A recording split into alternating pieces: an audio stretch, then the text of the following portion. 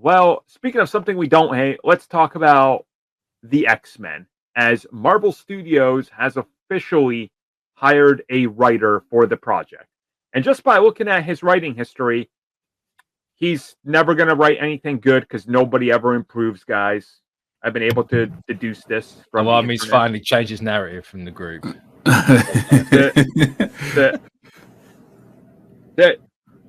But the thing is, like, Exposed. I love when they get writers that everybody doubts because they've done this before, and then they end up knocking it out of the ballpark.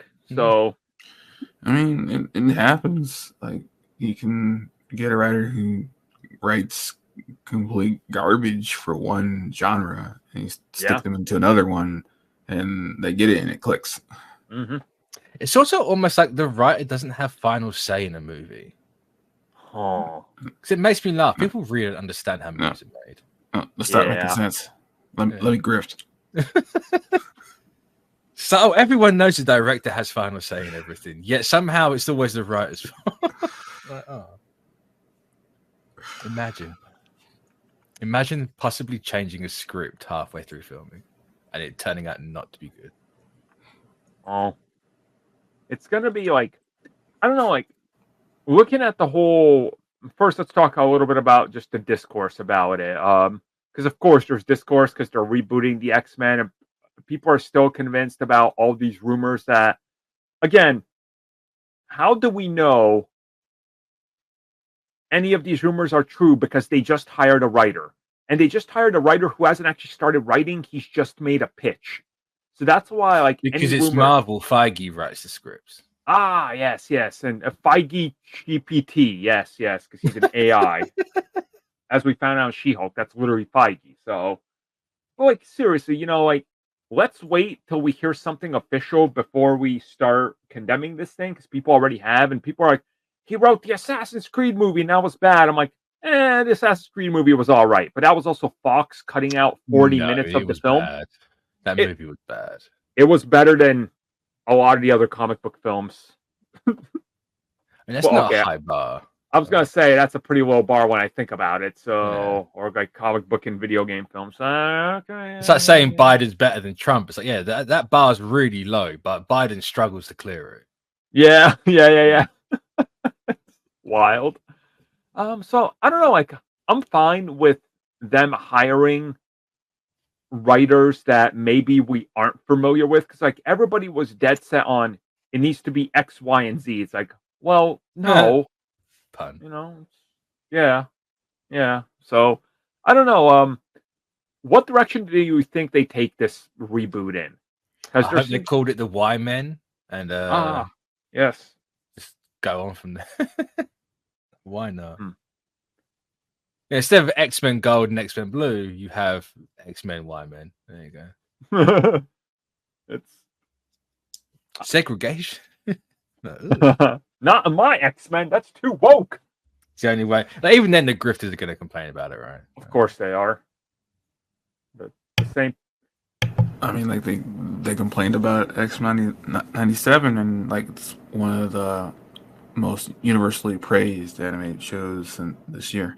Mm-hmm. Yeah, but that show killed off the Inhumans, so you can burn now. Did you finally end up watching it, Mitch? I did, yeah. I watched it over the weekend. So did you catch the carcass of Eldrak's mouth? I did, yeah. Open in the back, dead. That hurt my soul. Yeah, everything needed a sacrifice. Yeah, I mean, the X-Men are right there. That's what they do.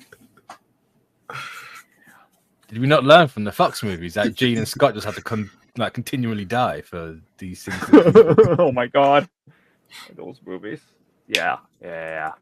So I don't know. Things are happening with the X-Men movie. When we hear something official, like at D23, since they got a writer, I'm assuming they're going to reveal at least, hey, here's the first early logo, just like Fantastic Four, and maybe tease a plot element, right? Like a basic synopsis. So do that for Loki, right? Just give us a concept art. Yeah. Like it doesn't even obviously have to. The same way with Loki, right? It was from season 2, technically. Yeah. So just do something like that.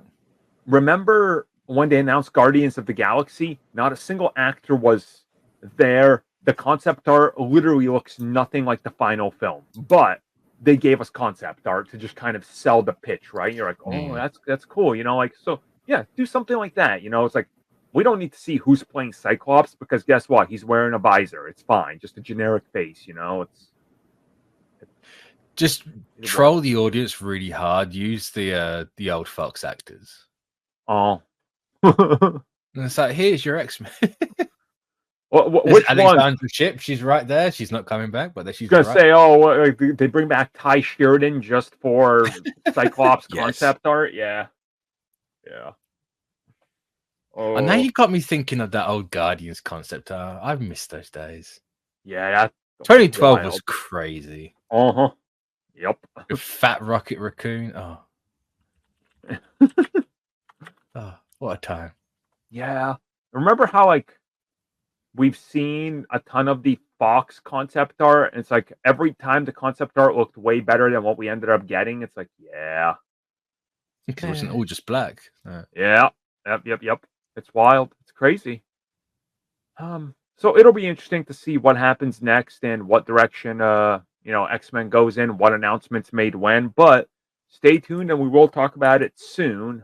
But now we're gonna